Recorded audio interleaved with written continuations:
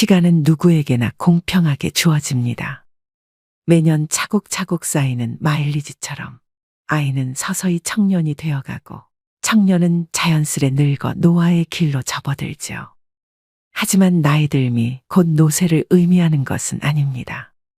나이와 관련한 모순된 속담 두 가지가 있습니다. 나이는 못 속인다와 나이는 숫자에 불과하다. 둘 다 나이듦을 이야기하지만 전자가 나이에 굴복하고 노쇠 수순에 순응하는 의미라면 후자는 육체적 노화를 벗어나려는 자발적 의지가 담겨 있습니다. 여러분은 둘 중 어떤 속담을 품고 사시나요? 나이듦이란 물리적 노화일 뿐 우리 몸 안에 가슴에 청춘을 담는 일은 내 의지와 결정에 따라 얼마든지 달라질 수 있습니다. 지금이라도 변화하고 싶다면 잘 늙어가는 것이 곧 오래도록 청춘으로 사는 길이겠죠. 나이 들면 이런 마음으로 살다 갑시다.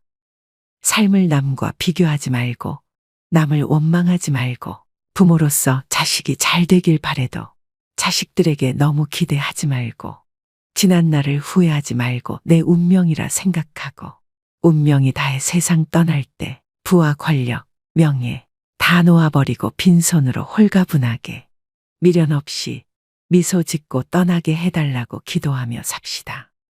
재물이 많아도 만족하지 못하고 더 많은 재물을 모으려고 발버둥치면 재물의 노예가 되어 가진 재물에 만족하지 못해 마음이 가난하고 많은 재물이 없어도 가진 것에 만족하고 분수에 맞게 즐겁게 살면 마음이 부유의 부자입니다.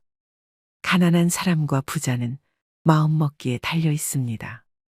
영겁의 세월 속에 인간의 삶은 흐르는 물과 같고 하늘에 떠가는 구름과 같고 올 때는 순서가 있지만 이 세상 떠날 때는 순서도 없고 언제 떠난다는 기약도 없어 몇 분을을 모르는 것이 인생이라 합니다.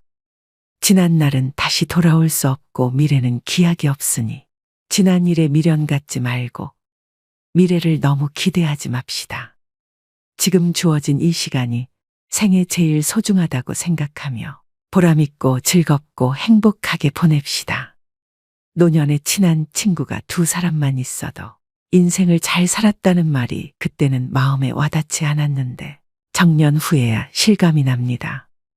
친구가 될 수 있는 조건이 첫째, 가까이 살아 언제든지 부르면 올 수 있고 둘째, 취향이 같고 건강해야 동행할 수 있고 생활 여유가 같아야 함께 여행도 하고 술도 함께 부담 없이 나눌 수 있습니다. 나이가 들면 세상을 이런 마음으로 즐겁고 행복하게 살다 운명이 다해 부르면 큰 고통 없이 미소 짓고 미련 없이 떠날 수 있는 사람이 인생을 가장 잘 산 사람 아닐까요? 그래서 오늘은 나이 들어 성숙한 내면을 가지기 위해 반드시 피해야 할 행동 6가지에 대해 알려드리겠습니다. 오늘부터라도 5가지 중 1가지라도 실천하셔서 품격 있는 노후를 만들어 가시길 바랍니다. 인생 수업 바로 시작하겠습니다. 나이 들어 반드시 피해야 할 행동 첫 번째는 질서를 무시하는 사람입니다. 사람들이 전철을 타기 위해 출입문 양 옆에 줄 서 있는데 한 나이 든 분이 맨 앞으로 끼어들었던 적이 있었습니다. 질서를 지키는 모습에 대한 평가는 나이 들수록 더 극과 극으로 갈리는 경향이 있습니다. 30, 40대면 당연한 모습처럼 여기는데 머리가 흰 나이 든 노인이 질서를 지키는 모습은 훨씬 더 존경스러운 마음이 듭니다. 어른도 저러는데 나도 본받아야지 라는 생각이 듭니다.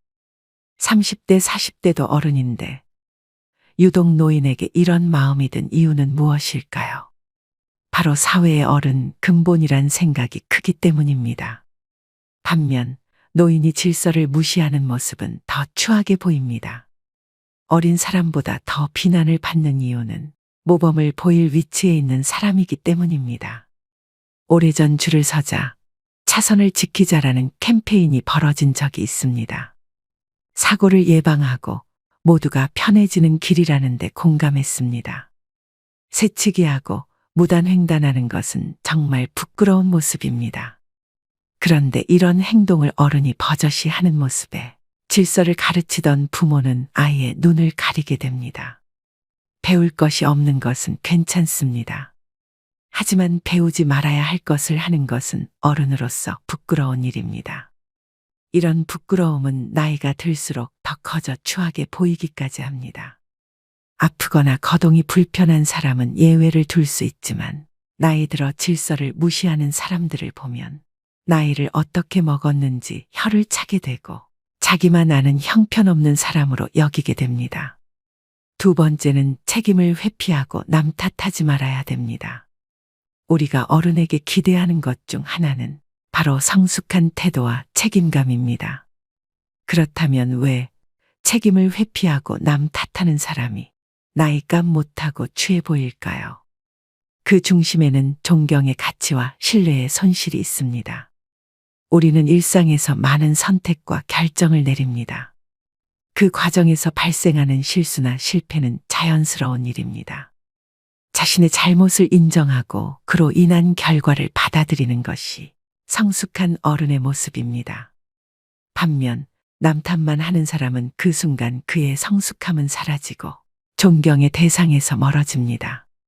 사소한 일부터 큰 일까지 모든 갈등과 다툼은 남 탓에서 시작됩니다. 특히 가까운 사이일수록 그런 일은 더 많이 발생합니다.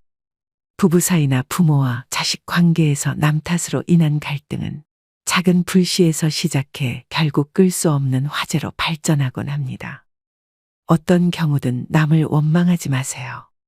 특히 가족 중에 누구를 원망하고 미워하는 것은 절대 금물입니다. 자신만 더 소외됩니다. 노년에 사랑하는 가족들마저 내 곁을 떠나가고 주변에 사람이 없으면 비참한 노후를 보내게 됩니다. 남을 탓하기 전에 자신의 행동을 되돌아봐야 합니다. 모든 결과는 자신의 선택과 행동에서 비롯됩니다. 일이 잘못되면 군자는 제 탓을 하고 소인은 남을 탓합니다. 나이 먹은 사람이라면 그에게는 지혜와 성숙함을 기대하게 됩니다. 그런데 책임을 회피하고 남 탓만 하는 사람은 그 기대치에 못 미칠 때가 많습니다. 그 사람을 보면서 아쉬움을 느끼게 됩니다. 나이 먹은 노인이 이런 태도를 보인다면 더욱 안타깝습니다. 노인은 제일 위에 있는 어른으로 그동안의 경험과 지혜로 후손이나 주변 사람들에게 좋은 영향을 미칠 수 있는 위치에 있습니다. 그런 노인이 책임을 회피하며 남 탓하는 모습은 정말로 추하게 보입니다. 지금부터라도 늦지 않았으니 미움을 버리고 사랑으로 가득 채우는 삶을 살아가시길 바랍니다. 세 번째는 죽음을 두려워하지 말아야 됩니다. 죽음을 경험해 본 사람은 아무도 없습니다. 따라서 죽음을 두려움의 대상이 아니라 삶에 대한 열망의 대상으로 전환해야 합니다. 우리의 인생은 죽음이 아니라 삶으로 파고들 때 그 진가를 발휘합니다. 우리는 왜 죽음을 두려워할까요? 죽음을 마주할 때 희망을 품어야 될까요? 아니면 체념해야 할까요? 죽음이라는 사건을 아예 잊고 살아갈 수만은 없습니다. 우리는 가족이나 친구들의 예상치 못한 사고 또는 질병으로 인한 죽음을 목격하곤 합니다. 가까운 사람의 죽음은 크나큰 슬픔을 안겨줍니다. 죽음이 슬픈 이유는 무엇일까요? 죽음이 아무런 예고도 없이 한순간에 찾아오기 때문일 것입니다. 사랑하는 사람을 잃을 때의 슬픔은 우리를 끔찍한 패닉 상태에 빠뜨립니다. 다시는 사랑하는 사람을 만나지 못할 거라는 절망에 휩싸입니다. 죽음은 서로 행복했던 추억들을 송두리째 빼앗아 버리고 영원히 함께하자고 맹세했던 약속을 산산이 깨뜨려 버립니다. 우리가 죽음을 두려워하는 까닭도 이번 삶에서 누렸던 모든 것을 빼앗아 가버리기 때문입니다. 죽음은 삶의 끝을 의미합니다. 죽음이란 이번 삶이 우리에게 선사했던 모든 것을 한순간에 박탈해버립니다. 그렇다면 우리는 죽음에 대해 어떠한 태도를 가져야 할까요? 장자는 그의 아내가 죽자 두 다리를 뻗고 앉아서 질그릇을 두들기며 노래를 불렀습니다. 문상을 왔던 해자가 그 광경을 보고 아내가 죽었는데 곡을 하지 않고 노래를 하다니 이거 너무 심하지 않느냐고 질책을 했습니다. 장자는 왜 이러한 행동을 한 것일까요?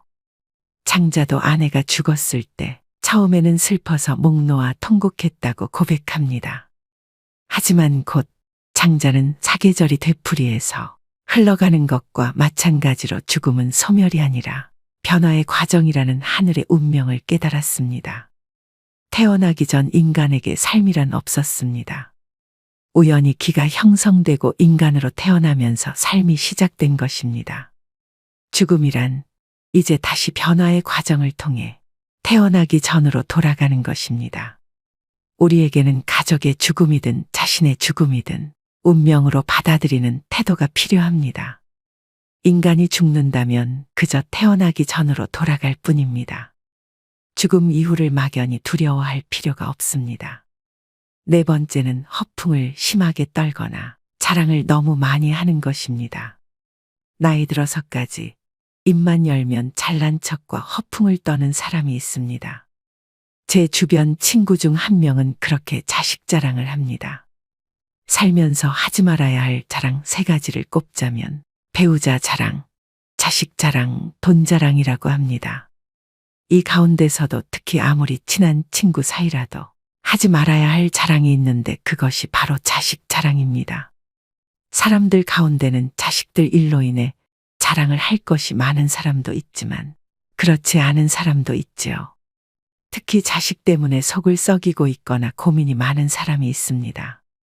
이런 사람 앞에서 자식 자랑을 하는 것은 아픈 사람 앞에서 자신의 건강을 자랑하는 것과 같습니다. 그 말을 듣는 사람의 입장에서는 겉으로 드러내지는 않아도 그 자체로 스트레스이고 고통이 됩니다. 나이가 들수록 축하보다도 자랑을 많이 하는 친구들이 있는데 이런 습관은 오랜 친구마저도 멀어지게 합니다. 이처럼 사회에서 잘난 척과 허풍이 심한 사람을 만나게 되면 그때마다 느끼는 게 있습니다. 자랑하는 사람일수록 자세히 들여다보면 내세울 것이 별로 없다는 사실입니다. 자신은 스스로 자기 자랑을 열심히 하고 있지만 그래서 들여다보면 빛 좋은 개살구이거나 그 주변에는 별로 성과라고 할 만한 것이 없는 사람이 대부분이었습니다. 왜 그럴까요? 자랑을 수시로 하는 사람은 겉으로 자신이 대단한 사람이라는 것을 적극적으로 알리지 않으면 부족한 사람이라는 것이 저절로 드러나기 때문이다. 자신에게 부족한 점이 많다는 것을 감추기 위해 끊임없이 주변 사람에게 자기를 드러내는 것입니다. 주변 사람에게 어떻게든 인정을 받아야 부족한 것을 감출 수 있을 것 같은 의식의 생각입니다. 그런 사람들의 의식에는 역설적으로 별로 이룬 것이 없는 사실에 대한 불안과 걱정이 깔려 있습니다.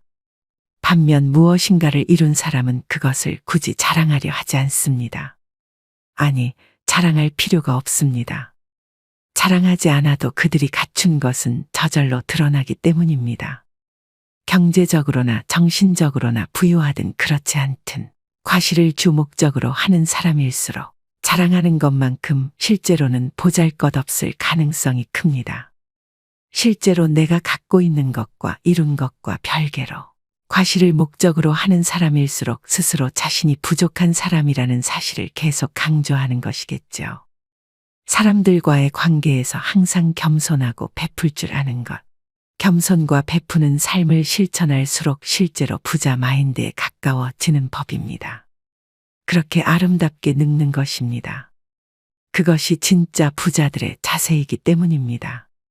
5번째는 내적 성장을 최우선으로 해야 됩니다. 돈이나 권력과 같은 언제고 사라질 수 있는 그림자를 삶의 절대적 가치라고 믿고 살아간다면 실제로 그것들이 사라졌을 때 크나큰 상실감에 휩싸일 수밖에 없습니다. 반면에 내적 성장은 사라지지 않습니다. 내가 깨달은 참된 지혜는 누구도 훔쳐갈 수 없습니다. 질문하지 않는 삶은 무의미합니다. 우리는 어렸을 적 경이로움에 가득 찬 눈동자로 세상을 바라봤습니다. 그런데 자라면서 세상을 향한 호기심은 물론 자기 자신에 대한 궁금증을 서서히 잃게 됩니다. 이미 다 안다고 착각하기 때문입니다. 이 세상은 무엇으로 이루어져 있는지, 왜 그런 일이 일어나는지, 나는 어떻게 해야 하는지 집요하게 캐묻지 않습니다. 그렇게 서서히 고정관념에 갇힙니다. 세상 일에 대해 그리고 더 나은 삶에 대해 캐묻지 않고 음미하지 않는 사람은 무미건조하고 무기력합니다. 더 좋은 삶을 상상하지 않으니 변화 역시 생기지 않습니다. 뭘 해도 시큰둥하고 재미없는 일상에서 삶의 의욕을 얻기란 불가능할 것입니다. 그렇다면 어떻게 해야 할까요? 질문을 통해 지혜를 스스로 깨우쳐야 합니다. 누구도 대신 답할 수 없는 질문에 질문을 던지고 자기만의 답을 찾아가는 것이야말로 세상에 대한 경이로움을 회복하는 방법이자 지혜를 얻는 태도입니다. 6번째는 내 몸을 사랑해야 됩니다. 마르고 날씬한 몸매가 미의 기준이 되면서 하루가 멀다 하고 온갖 종류의 다이어트 프로그램과 보조제, 갖가지 운동 방법이 홍수처럼 쏟아집니다. 그러는 동안 남녀를 불문하고 식이장애에 시달리는 사람들도 늘어나고 있는데요. 식이장애는 극단적 다이어트 후 폭식과 거식으로 우울증과 같은 심리적 문제를 일으키는 질병입니다. 우울증은 다시 폭식과 거식으로 이어져 악순환의 고리에 빠지게 됩니다. 오늘날 건강한 육체는 겉보기에 날씬하고 다부진 몸매와 동일시되고 있습니다. 아이러니하게도 날씬한 몸매를 얻는 대신 건강을 잃는 일이 생깁니다. 어떻게 하면 정신과 육체를 모두 건강하게 할 수 있을까요? 첫째, 내 몸을 사랑하는 것은 자유로워지는 첫걸음이다. 세상에서 말하는 아름다움의 기준을 충족시키기 위해서가 아니라 육체가 제 기능을 온전하게 발휘하도록 관리해야 됩니다. 남에게 보여주려고 인생을 낭비하지 마세요. 둘째, 마음의 허기를 정신적으로 채우는 것이다. 마음이 허해서 먹는다라는 말이 있습니다. 우리는 우울한 기분이나 불안, 허전함을 음식을 먹으며 채우곤 합니다. 그러고는 자책감과 우울감, 자기 혐오를 느낍니다. 불안하거나 우울하다면 식욕을 채우는 것 외에 다른 방법을 찾아보세요. 인간관계에서 만족감을 얻을 수도 있고 취미생활로 일상을 풍요롭게 만들 수도 있습니다. 중요한 건 허한 내 마음을 알아주는 것입니다. 잃어버린 만족감을 자기 자신에게 돌려주려 노력할 때 공허하고 외롭고 혼란스러운 마음의 그늘이 걷히게 됩니다. 세상에서 말하는 아름다움의 기준을 충족시키기 위해서가 아니라 육체가 제 기능을 온전히 발휘하도록 관리해야 합니다. 남에게 보여주려고 인생을 낭비하지 말고 타인에게 맞춰진 모습으로 스스로를 뜯어고치려 하지 말아야 합니다. 오늘의 영상 어떠셨나요? 사람들은 이미 지나버린 시간 속에 후회스럽다 말을 자주 합니다. 그때 참았더라면, 그때 잘했더라면, 그때 알았더라면, 그때 조심했더라면, 훗날에 지금이 바로 그때가 될 텐데, 지금은 아무렇게 보내면서 어리석게도 오늘도 자꾸 그때만 찾고 있습니다. 게으른 사람에겐 돈이 따르지 않고 변명하는 사람에겐 발전이 따르지 않는다고 합니다. 자기만 생각하는 사람에겐 사랑이 따르지 않고 비교하는 사람에겐 만족이 따르지 않으며 거짓말하는 사람에겐 희망이 따르지 않고 간사한 사람에겐 친구가 따르지 않지요. 세상을 아름답게 살려면 꽃처럼 살면 되고 세상을 편하게 살려면 바람처럼 살아가야 합니다. 꽃이란 자신을 자랑하지도 남을 미워하지도 않으며 바람은 어떤 그물에도 걸리지 않고 험한 산도 아무 생각 없이 쉽게 오릅니다. 그러니 나이 들어서는 꽃처럼 바람처럼 살아가야 합니다. 사람은 태어나면서부터 변해가는데 그것을 성장이나 노쇠라 합니다. 죽어가는 과정이기도 하죠. 나이가 들면서 늙어가는 이도 있고 낡아지는 이도 있고 익어가는 이도 있습니다. 여러분은 어느 쪽에 해당하시나요? 노인이라고 다 똑같은 것은 아닙니다. 아름답게 늙어가기 위해서는 세상의 변화에 발맞춰 현재 진행형으로 바뀌어야 합니다. 마지막으로 정지용의 시 향수 들려드리면서 오늘의 영상 마무리하겠습니다. 넓은 벌 동쪽 끝으로 옛 이야기 지줄대는 실개천이 휘돌아 나가고 얼룩배기 황소가 해설피 금빛 게으른 울음을 우는 곳. 그곳이 차마 꼬맨들 이칠리야. 지라로에 제가 식어지면 빈 밭에 밤바람 소리 말을 달리고 엷은 졸음에 겨운 늙으신 아버지가 집벽에를 돋아 고이시는 곳. 그곳이 차마 꼬맨들 이칠리야. 흙에서 자란 내 마음, 파란 하늘 빛이 그리워 함부로 쏜 화살을 찾으려 풀섭 이슬의 함처럼 휘적시던 곳. 그곳이 차마 꼬맨들 이칠리야. 전설바다에 춤추는 밤물결 같은 검은 귀민머리 날리는 어린 누이와 아무렇지도 않고 예쁠 것도 없는 사철 발벗은 아내가 따가운 햇살을 등에 지고 이삭 줍던 곳. 그곳이 차마 꼬맨들 이칠리야. 하늘에는 섞은 별, 알 수도 없는 모래성으로 발을 옮기고 서리 까마귀 우지짓고 지나가는 초라한 지붕. 흐릿한 불빛에 돌아앉아 도란도란 거리는 곳. 그곳이 차마 꼬맨들 이칠리야. 오늘도 노후의 지혜와 함께 해주셔서 감사드립니다. 황금빛으로 무르익어가는 여러분의 지혜로운 인생을 언제나 응원합니다. 지금은 60세를 신중년이라고 합니다. 그리고 70세 노인을 초로장년이라고 부릅니다. 그렇지만 말로만 중년 장년이면 뭐합니까? 그에 걸맞은 매력적인 포인트가 있어야 하지 않겠습니까? 그야말로 멋지게 나이 들어야 한다는 뜻입니다. 얼마 전 아주 유쾌한 모임에 참석하게 되었습니다. 지인의 초대로 함께한 자리의 장은 80대가 넘은 분으로 걸음걸이가 단정하고 앉은 모습도 흐트러지지 않았으며 참석자들이 올 때마다 애정어린 인사로 반겨주었습니다. 모임 내내 그분은 상대가 가진 좋은 점을 칭찬하며 서로에게 도움이 되는 조언을 하셨지요.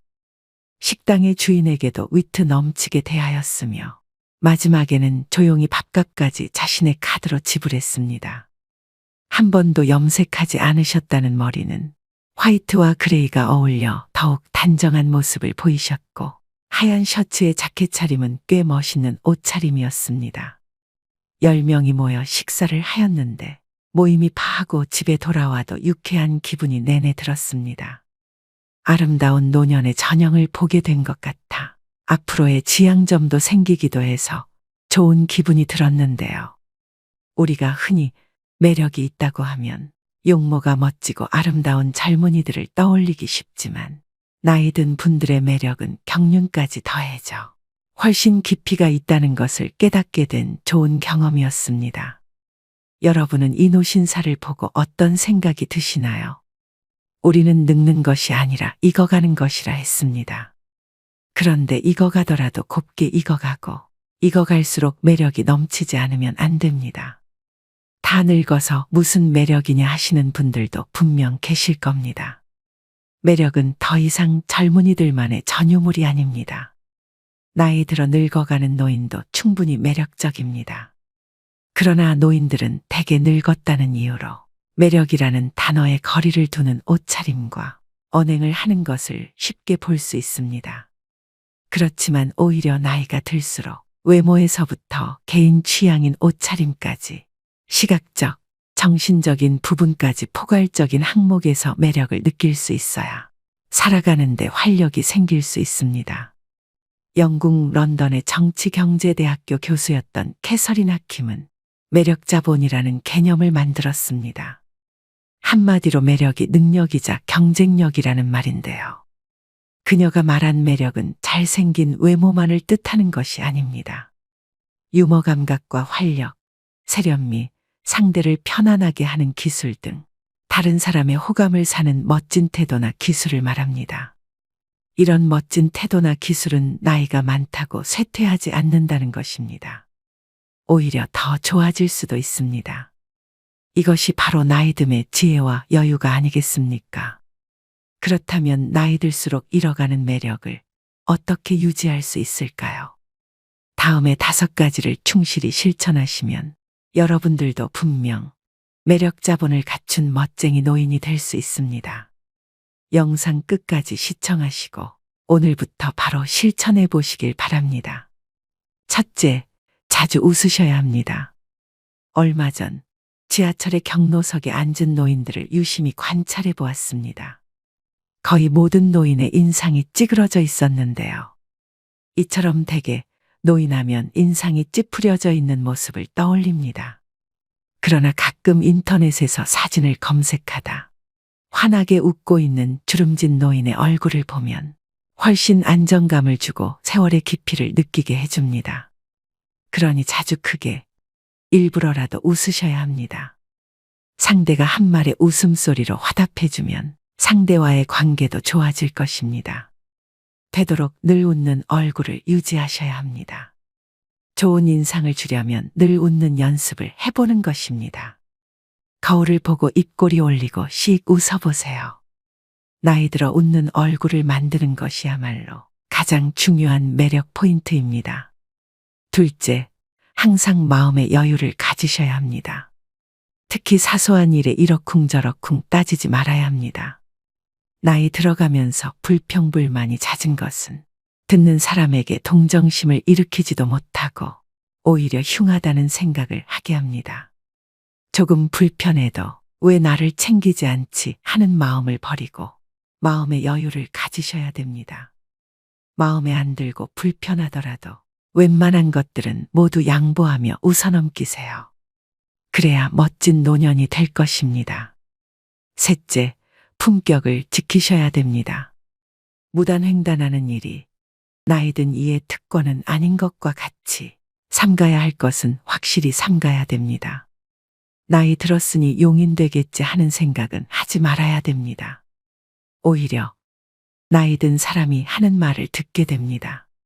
또 젊은이들의 행동을 못마땅하게 여겨 잔소리하는 것을 삼가야 합니다. 하고픈 말이 있더라도 매우 중요한 것이 아니면 가급적 삼가하는 것이 좋습니다.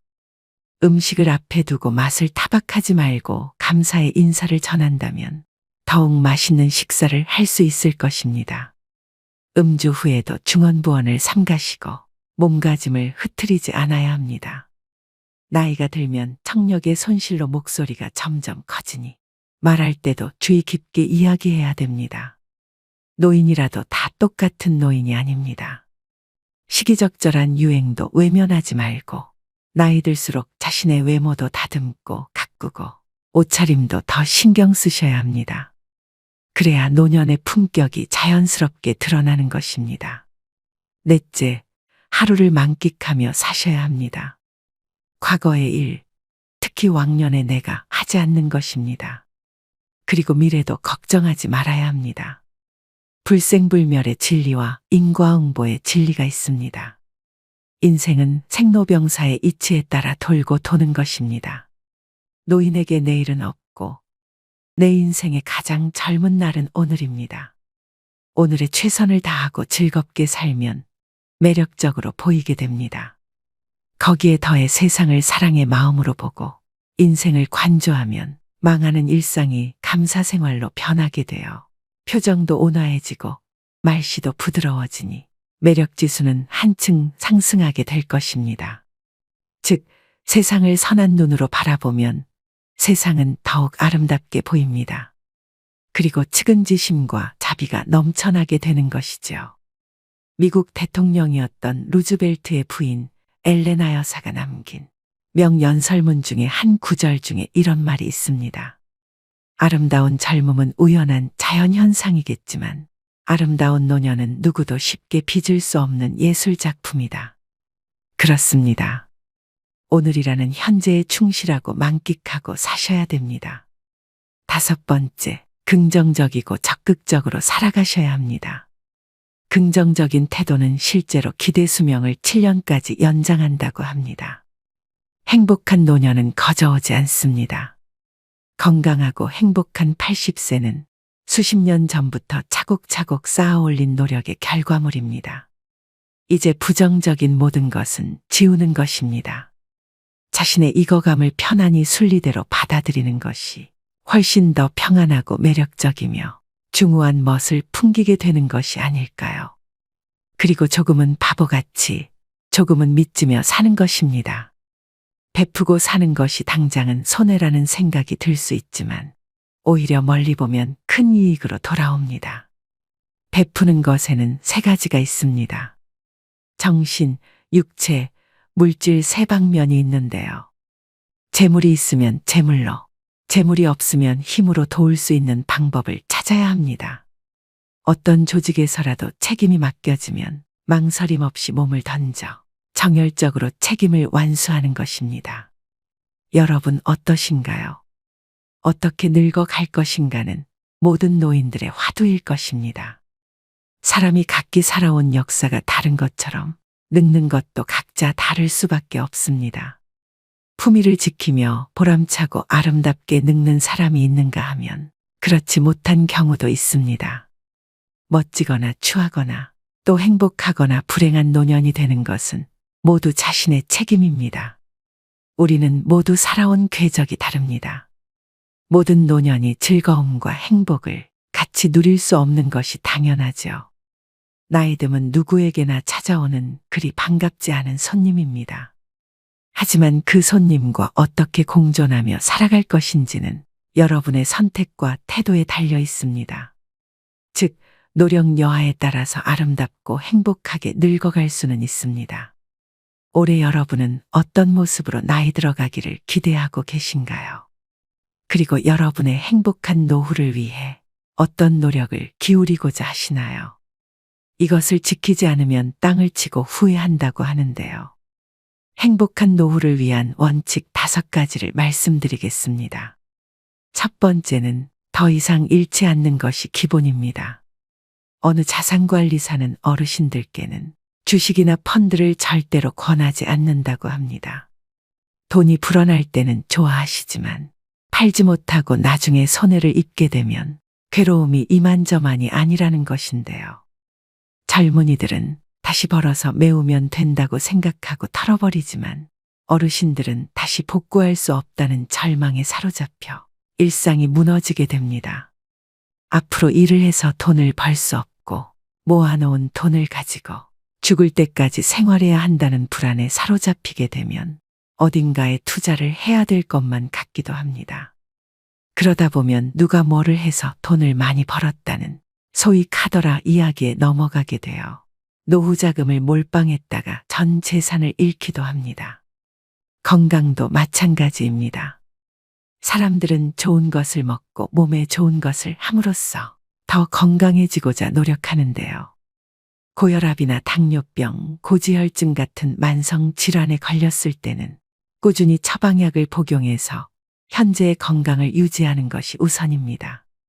검증받지 못한 건강식품이나 민간요법에 기대다 보면 현재의 건강도 지키지 못하고 후유증에 시달리게 될 수 있습니다. 두 번째는 자식은 없는 셈 쳐야 됩니다.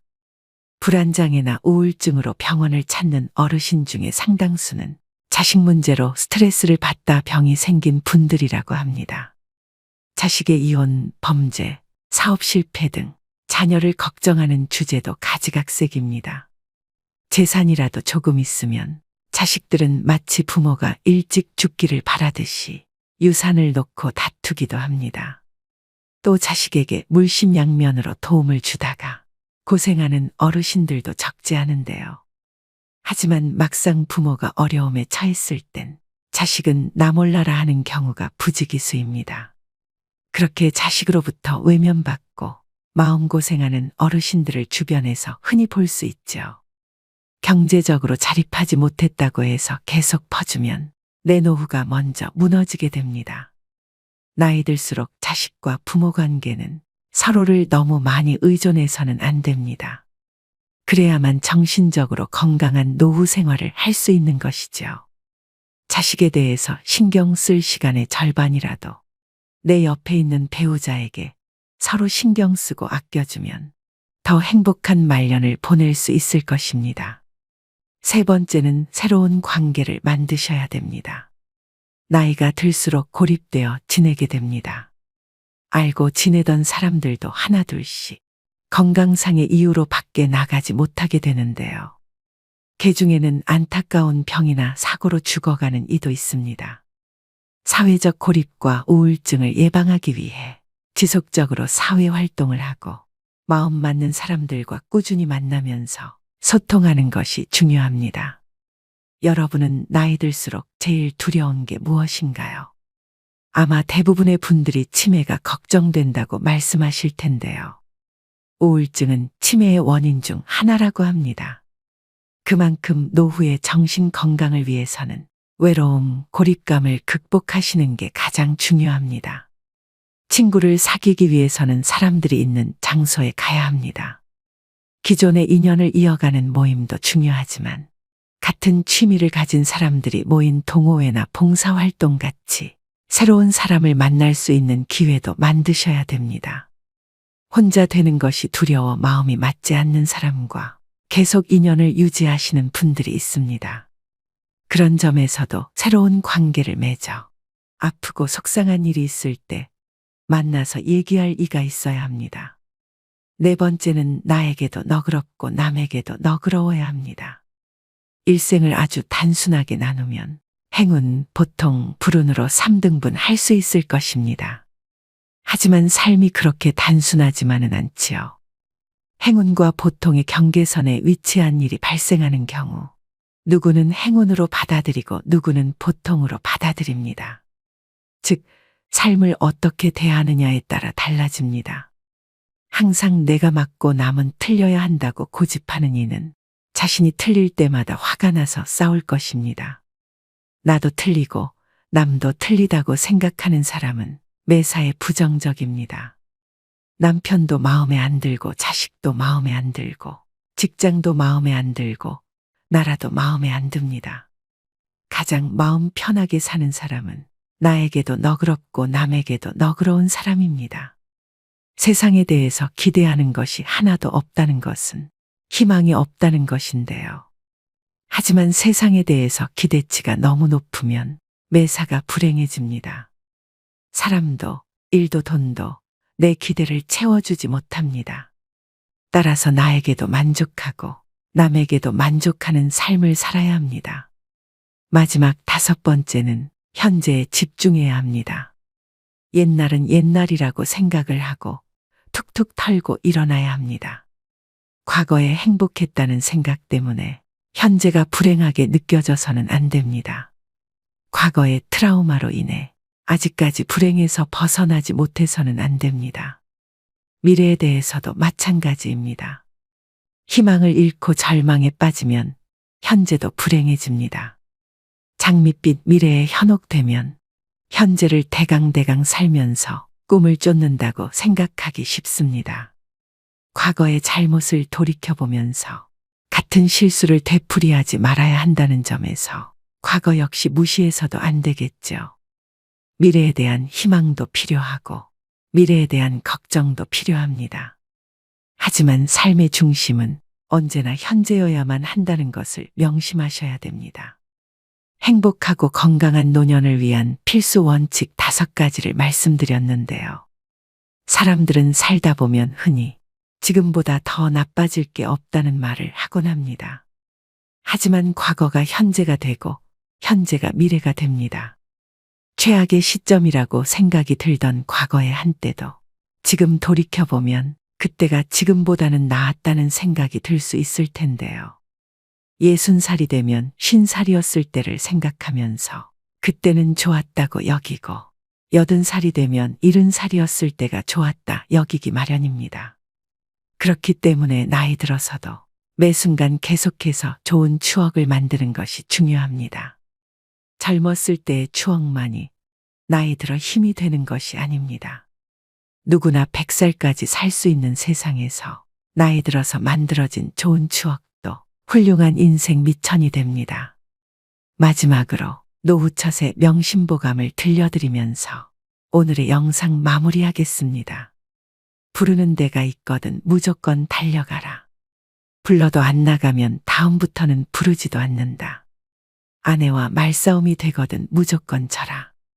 여자에게는 말로써 이길 수가 없고 혹 이긴다면 그건 소탐대실이다.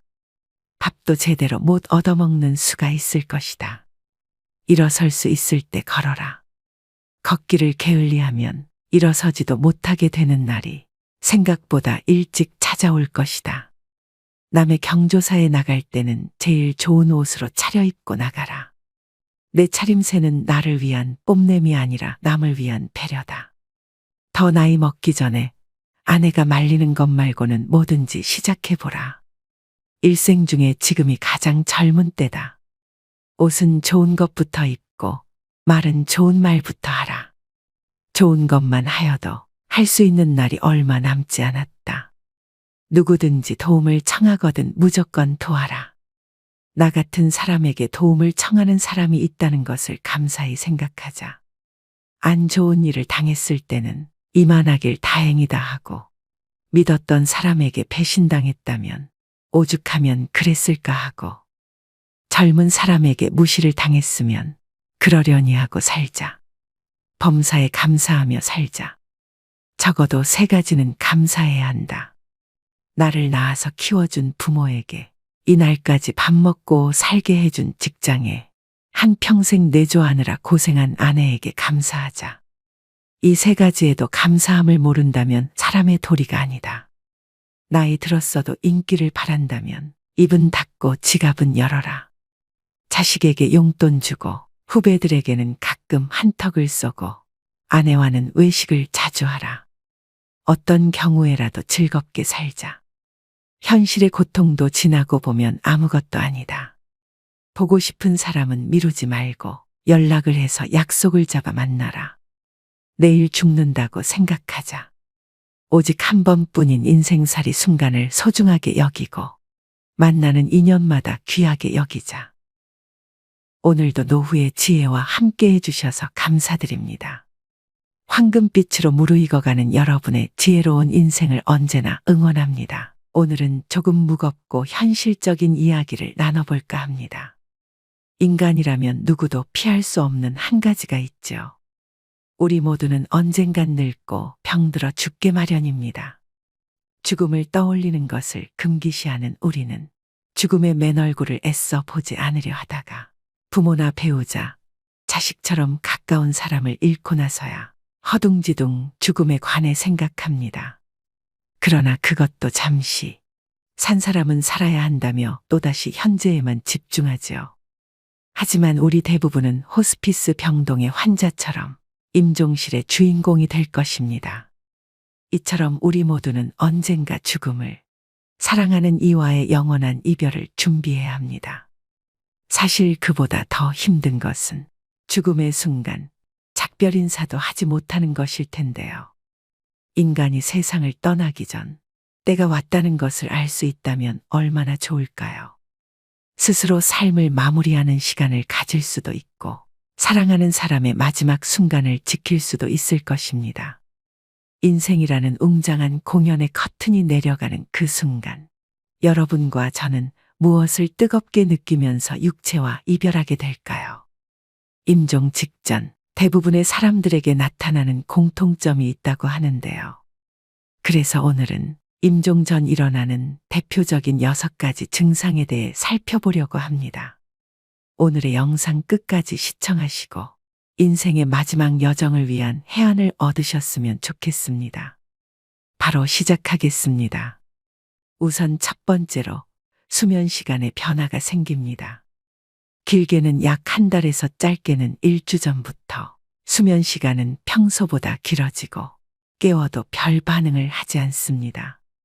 3, 4일을 내리자고 잠깐 가족의 얼굴을 알아본 뒤 다시 깊은 잠에 빠져들기도 합니다. 마치 혼수 상태처럼 잠만 자는 것이 특징인데요. 보통 사람은 잠을 잠으로써 몸이 회복되는 작용이 일어나지만 임종 전 환자는 몸이 회복되는 것이 아니라 대사가 서서히 느려져 체내의 장기 기능이 떨어지고 있는 것을 의미합니다. 또 갑자기 이상한 말을 하기도 하며 이유 없는 공포감을 드러내기도 하는데요. 항상 의식에 반응이 없는 것은 아니기 때문에 의식이 명료할 때 하고 싶은 대화를 미리 해두는 것이 좋습니다. 두 번째는 피부가 변합니다.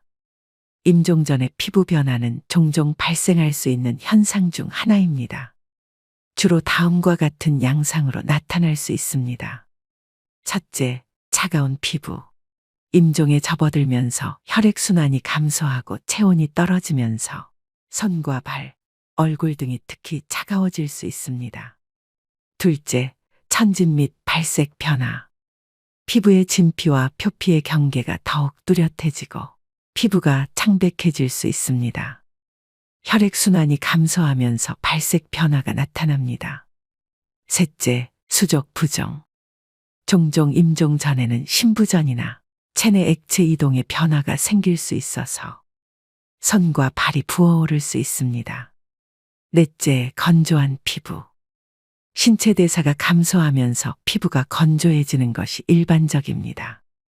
각 단계가 진행됨에 따라 피부가 푸르스름해 보이는 청색증이 나타나기 시작합니다. 임종 전 대표적인 증상 세 번째는 정신이 맑아집니다. 죽음에 다다르면 오히려 정신이 맑아지고 뚜렷해지는 모습을 보이는 경우가 여럿 있습니다.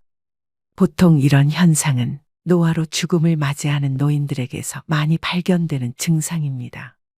이런 경우 제 기능을 하지 못하던 뇌도 순간적으로 제 기능을 해서 전에는 바로 옆에 있어도 잘 알아보지 못하던 가족들을 알아보고 초점을 잃었던 눈에도 힘이 생깁니다. 이런 상황에서 보통 어르신들은 가족들과 인사를 나누고 유언을 하시기도 합니다. 이럴 때 종종 힘있고 뚜렷한 눈으로 천장이나 창밖을 계속해서 주시하는 경우가 많다고 합니다. 네 번째는 호흡이 변합니다. 보통 임종 과정에서 나타날 수 있는 호흡은 체인스톡 호흡이라고 합니다.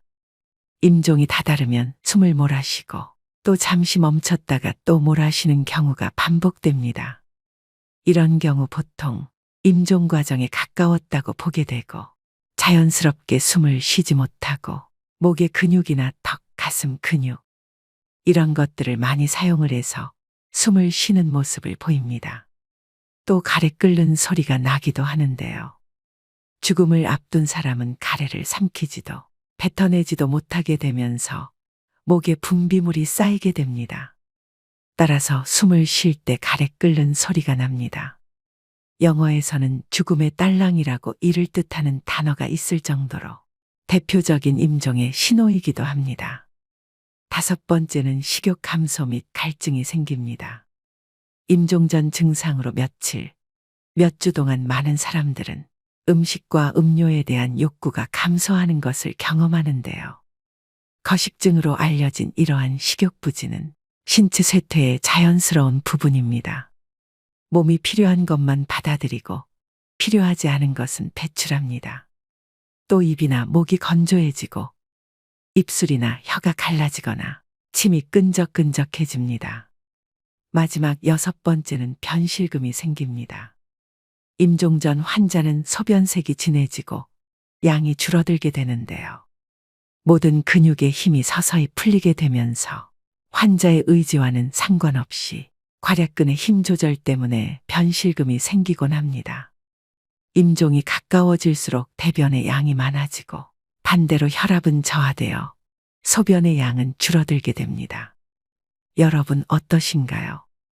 말씀드린 증상은 죽음의 접근과 더불어 몸과 정신의 변화를 나타내며 종종 죽음의 문턱에서 받아들임과 평온을 준비하는 과정으로 볼 수 있습니다. 의식이 없고 표현을 할 수 없을 때를 대비해서 의식이 있을 때 가족분과 소중한 사람들에게 충분히 전할 말을 하셔야 후회가 남지 않습니다. 요양병원에서 간호사로 20년째 일하고 있는 김미옥 씨는 수많은 죽음을 목격하면서 깨닫게 된 경험이 있다고 하는데요. 한 어르신은 폐렴으로 오랜 병상 생활을 하셨다고 합니다. 고령의 이 할아버지는 죽음이 문턱에 있었는데도 불구하고 아무도 어르신을 찾아오는 사람이 없었다고 합니다. 이 간호사가 수소문을 해보니 할아버지께서 젊은 시절에 가정을 돌보지 못하고 가족에게 지은 죄가 많으셨다고 합니다. 그래서 모든 인연을 끊고 혼자 사셨다고 하는데요. 이 어르신은 육체적으로 이미 돌아가실 시점이 지났는데도 불구하고 억지로 숨을 버티고 있는 느낌을 받으셨답니다. 가족을 수소문해서 아내분이 찾아오셨고 아내분은 남편의 손을 꼭 붙잡고 내가 용서해 줄 테니 이제 편안히 가셔요라고 하니 그제야 할아버지는 눈을 감으셨다고 합니다. 그렇게 사랑했던 가족이 떠나가게 되면 우리는 슬퍼할 겨를도 없이 뒤이은 장례를 준비해야 합니다. 가족 중 소중한 누군가를 허망하게 떠나보내고 다들 경황이 없지만 누군가는 꼭 준비해야 하는 일이죠. 무엇부터 해야 하는지 모르는 경우가 많아 당황하는 분들이 많습니다. 그나마 상조에 가입했으면 가입한 상조에 연락하면 그만이지만 까다롭고 복잡한 장례 절차와 조문객 접대, 막대한 장례 비용은 큰 부담으로 다가옵니다. 한 조사 결과에 따르면 국민의 80.4%, 즉 5명 중 4명은 상조 서비스가 꼭 필요하다고 답했는데요.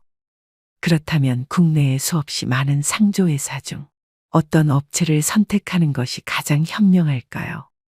그래서 여러분들에게 합리적인 비용으로 상조 도움을 받으실 수 있는 고위상조 업체에 대해 소개해 드리려고 합니다. 고위상조 서비스를 바탕으로 나이 먹고도 모르면 바보 되는 장례 준비 3가지를 살펴보겠습니다. 첫 번째, 선불제와 후불제 중 어떤 상품을 선택해야 되나요? 먼저 선불제의 경우 말 그대로 미리 상조 비용을 지불하는 것인데 쉽게 말하면 보험과 같습니다. 일반적으로 120회 월납으로 총 납입금은 500에서 1000만 원 수준인데요. 이 금액에서 현장에서 추가 비용이 결제되는 경우도 허다합니다. 또 가입 시 가전이나 휴대폰 할인 등을 명목으로 가입을 유도하는 경우가 많고 이런 부분에 혹해 가입하시는 분들도 많습니다. 하지만 가전을 받는 돈은 막대한 금액을 내는 것 중 극히 일부에 지나지 않고 만약 도중에 업체가 폐업을 하는 경우 내 돈을 제대로 찾지 못해 소비자가 피해를 떠안는 경우가 많습니다. 연간 수십 곳의 상조회사가 폐업을 한다고 하는데요. 그러다 보니 많은 분들이 함부로 상조를 가입하기 꺼려 하시는 경우도 많습니다. 이런 여러 단점을 극복하기 위해 나온 것이 후불제 상조입니다. 후불제의 경우 낮은 금액대부터 높은 금액대까지 다양하게 갖추어 있어서 가족분들이 예산에 맞춰서 직접 선택하실 수 있는 장점이 있으며 불필요한 상품들을 포함하지 않을 수 있기 때문에 훨씬 합리적으로 비용을 아낄 수 있습니다. 매월 돈을 납부하지 않아도 된다는 점, 그리고 장례가 끝난 후 비용을 지불하면 되기 때문에 더 투명한 비용으로 마지막까지 안심하고 장례를 치를 수 있게 되는 것도 크게 안심하실 수 있는 부분입니다.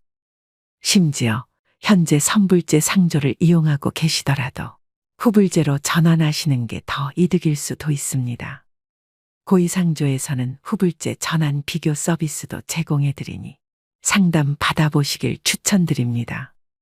두 번째, 장례식장이 있는데 굳이 상조도 따로 필요한가요? 이는 웨딩 플래너 없이 결혼을 준비하는 것과 유사합니다. 장례식장의 장례지도사는 처음부터 끝까지 책임져 주지 않습니다. 빈소에 1시간에서 2시간 들르고 물품을 파는 역할이 전부입니다. 반면 상조의 장례지도사는 처음부터 끝까지 장례를 책임집니다. 장례 첫날부터 발인날까지, 영부터 유족을 위로하는 순간까지 늘 함께 있습니다. 장례식장을 끼고 장례를 진행하는 것은 물품, 식비 등을 고려하므로 상조보다 기본적인 비용이 더 많이 나오는 것이 보통입니다. 그 이유는 2가지인데요. 먼저 기본용품의 단가가 높습니다. 상조에서 10만 원 하는 수의가 장례식장에선 기본 40에서 50만 원입니다. 수의 가격만 봐도 벌써 4~5배 차이가 납니다. 언론에서 많이 보도되듯이 장례식장에서의 유골함 가격은 정말 부르는 게 값입니다. 또 식비를 관리해주는 상조와 달리 식비가 많이 나올수록 장례식장 측의 이득이므로 추가 비용도 수십만 원을 훌쩍 넘기게 됩니다. 유족들이 경황이 없다 보니 물품 선택을 하실 때 정확한 판단을 못 하시게 됩니다. 그런 리스크를 없애는 게 바로 상조인 것이죠. 마지막 3번째는 정직하고 합리적인 상조업체 고르는 방법입니다. 결론적으로 정직하고 합리적인 후불제 상조에 맡기는 것이 답인데요. 다만 국내에 수없이 많은 상조업체 중 어느 업체가 믿고 맡길 만한지 판단하기가 어렵습니다. 현명하게 상조업체 고르는 방법 첫 번째는 가격 정찰제를 활용하고 있는가. 장례용품 강매와 노잣돈 및 수고비 강요 등 추가적인 결제를 유도하지 않는 것이 매우 중요합니다. 많은 업체들이 최저가를 표방하고 유인한 뒤에 추가 비용 결제를 유도하는 방식을 사용합니다. 고의상조는 합리적인 비용으로 구성되어 있는데요. 가족장이 259만 원, 무빈소장 159만 원, 일반장 359만 원으로 이용하실 수 있습니다. 둘째, 미사용 품목을 공제하고 있는가.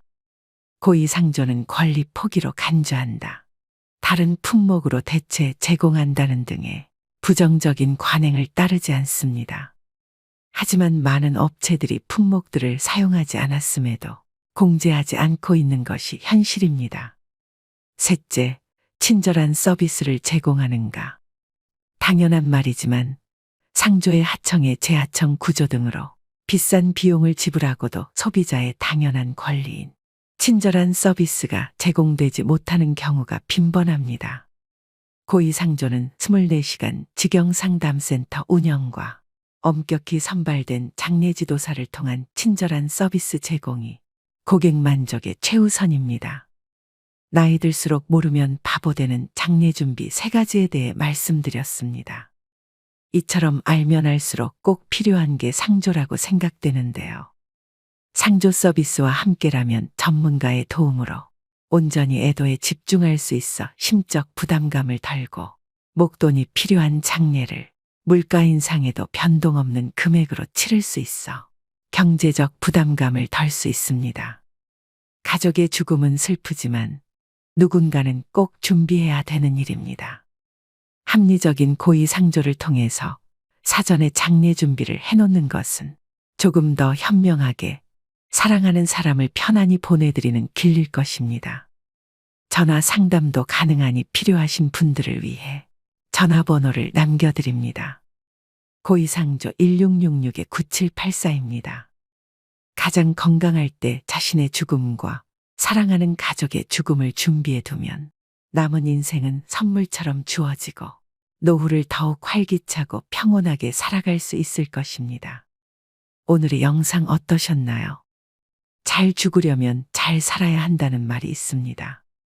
그렇다면 잘 산다는 말은 무엇일까요? 용서를 빌어야 하는데 빌지 못했던 잘못들, 옆에 있는 사람에게 잘해주지 못한 것에 대한 마음이라고 마지막 순간에서 대부분의 사람들은 그렇게 말합니다. 모든 죽음은 슬픕니다. 하지만 슬픔 속에서 떠나더라도 우리는 죽음 직전까지 행복해야 합니다. 우리가 소중하게 간직해야 할 기억은 죽음이라는 끝맺음이 아니라 죽기 전까지 행복하게 살았던 시간입니다. 글을 쓸 때 첫 문장보다 마지막 문장을 먼저 생각하면 좋습니다. 마지막 문장을 생각한 뒤 글을 써나가면 흐름의 일관성이 생기고 글 전체가 한 호흡으로 연결되기 때문인데요.